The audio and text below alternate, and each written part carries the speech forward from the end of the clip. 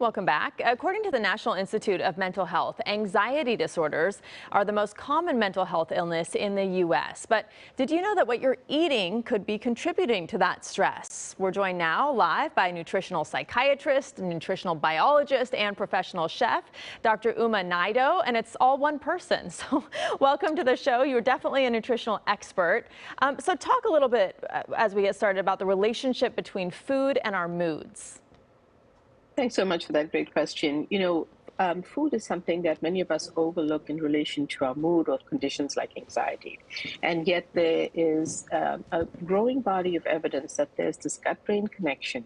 So think about when, you have a headache and the headache is somewhere in your head, you take a pill, you swallow it, and you don't think about it and you hope your headache goes away. Well, in a similar way, the food that we eat is a very powerful tool that through the process of digestion and interaction with the gut microbiome can actually have an impact on how we feel. Oh, I'm sorry, go ahead. No, please. Well, I was going to ask, are there foods that contribute to anxiety that are kind of uniform across the board, or does it depend on the person and the individual's chemistry? A little bit of both, but what I will say is there are very many groups of foods that we know drive and worsen anxiety. Starting off with ultra-processed foods, junk foods, and fast foods, they often have a lot of processed ingredients, colorants, dyes, food stabilizers, and emulsifiers. These not only are damaging to the gut microbiome, but they actually worsen anxiety. The other category you won't be surprised by, but most people think about added sugar or candy bars and cake as something to worry about for their waistline or diabetes. All of that is important, but it also truly worsens conditions like anxiety. Another is artificial sweeteners. People go for the diet soda or a low-calorie version of a food, but the artificial sweeteners, especially the older ones, are very damaging and actually worsen anxiety. And the last category, the big one, is also things like hydrogenated fats, the wrong types of fats that are found in things like shelf-stable bakery goods. So we want to be careful about those foods because they can make us feel worse and actually drive our anxiety. Okay, what about the other end? How do we treat our anxiety using foods and our diet?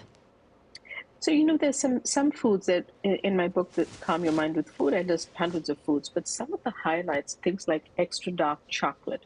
This contains cacao flavonols, and in a study of highly stressed individuals, they asked them to eat 40 grams, it's about 2/5 of a slab of chocolate, of extra dark natural chocolate, every day for 2 weeks, and it actually lowered their stress level and anxiety.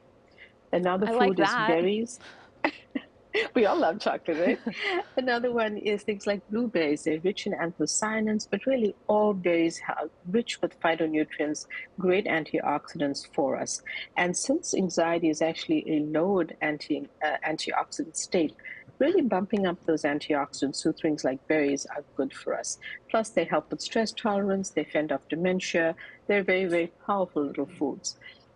Another one would be is turmeric. So turmeric is actually a spice that, is enhanced by the addition of a pinch of black pepper, but is also really helps with our DHA levels. Now, we've heard about omega-3 fats, and there are short-chain omega-3s that need a conversion to DHA, and turmeric actually does that. So think about foods like eggs and adding a pinch of turmeric with a pinch of black pepper, or things like a chia pudding. Both of those foods, chia seeds and eggs, actually contain short-chain omegas, so this is an easy hack that we can do. Another food is citrus fruits. These are great, rich in vitamin C, really important for us. And another one is fermented foods like pickles, kombucha, kefir, sauerkraut.